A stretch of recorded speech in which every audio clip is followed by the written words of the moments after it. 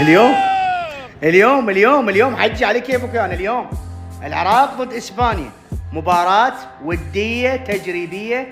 اسبانيا راح تلعب بالاحتياط، بس هذا مو عذر. حتى العراق اذا سوى او قدم مستويات جميلة او صارت نتيجة حلوة، راح تقولون المنتخب الاسباني بالاحتياط.